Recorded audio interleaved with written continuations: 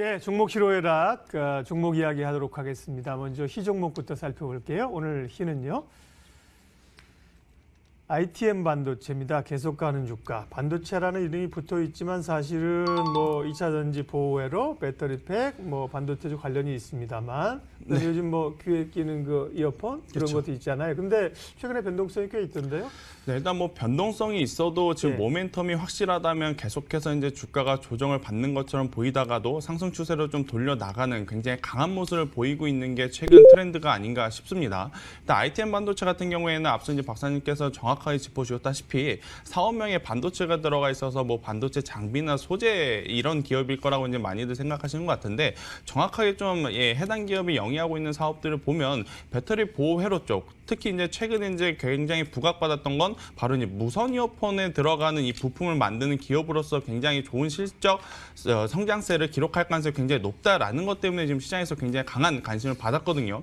이제 앞서 제가 한 2~3주 전에도 이 이야기를 한번 드렸던 것 같습니다. 이제 대중교통을 타고 이제 돌아다니다 보면 예전에는 이 유선 이어폰을 끼고 다니시는 분들이 굉장히 많았는데요. 최근에는 대부분이 이 무선 이어폰을 끼고 이제 모바일이라든지 이런 태블릿 PC를 가지고 이제 이용을 하시는 것을 좀 볼 수 있을 만큼 굉장히 보급화됐다라는 부분이 앞으로 이 ITM 반도체의 실적에는 당연히 긍정적으로 작용할 가능성이 굉장히 높다라고 좀 말씀드릴 수가 있을 것 같습니다. 특히 이제 애플이나 갤럭시, 즉 애플이나 삼성 모두 모바일 카메라 모듈에도 계속해서 힘을 주고 있습니다만 그 중에서 또 차별화 전략으로 돼 있는 게 바로 이제 부가 서비스적인 부분이죠. 뭐 무선 이어폰이라든지 이런 시계라든지 이런 부수적인 장비들을 가지고도 굉장히 좋은 매출을 지금 내고 있는 상황이기 때문에 해당 관련 부품에 대한 소요는 증가할 가능성이 굉장히 높고 지금부터 저는 시작일 거라고 생각이 듭니다. 하지만 이제 최근에 또 코로나19에 대해서 이러한 부품을 조달하는 부분에 대한 부분이 좀 시장에 영향을 미치면서 주가가 출렁이면서 변동성을 좀 보이고 있습니다만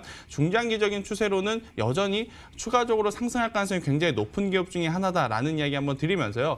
조정 시에 충분히 우리가 매수를 한다면 굉장히 좋은 산업군, 기업군 중에 하나가 아닐까라는 이야기 한번 들어보도록 하겠습니다. LG생활건강. 지금 굳이라는 말은 화장품 관련주들이 뭐 일부 보면 조금 바닥을 올라오는 기업들도 있긴 해요. 네. LG생활건강 어떻습니까? 일단 뭐 LG생활건강만 콕 집어서 제가 오늘 이야기 드리고 싶은 것은 아니고요. 이제 전반적으로 면세, 화장품 관련 기업들에 대한 이야기를 좀 말씀드려보도록 하겠는데 사실 이제 지난해 11월 말 그리고 12월, 1월 초만 하더라도 이 면세 그리고 화장품주들의 반등력이 굉장히 강했습니다.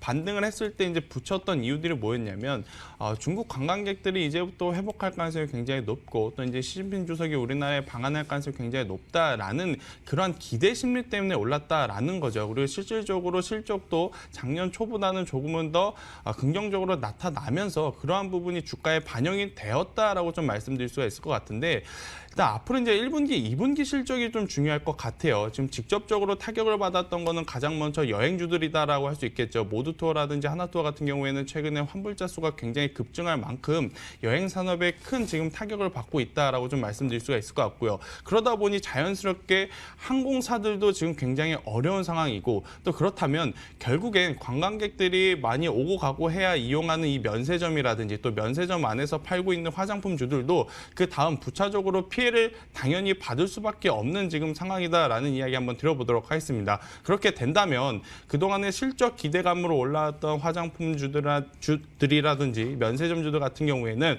또다시 실적이 좋지 않을 가능성이 높다라는 이야기가 나타나면서 그간 올라왔던 부분에 대한 차익 매도 혹은 실망 매도 물량이 시장에 과하게도 나타날 가능성이 굉장히 높기 때문에 지금은 굳이 이 화장품 관련 특히 이제 뭐 LG생활건강도 그렇지만 면세 관련 기업들을 우리가 접근하기에는 조금은 부담스럽지 않을까라는 이야기를 한번 드려보면서요.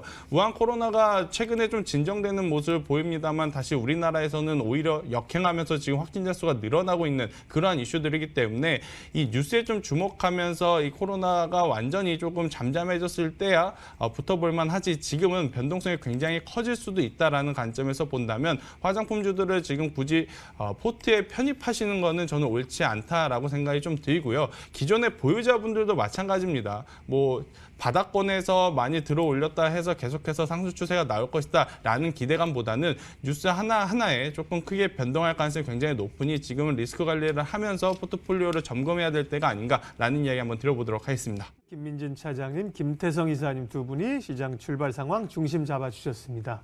고맙습니다.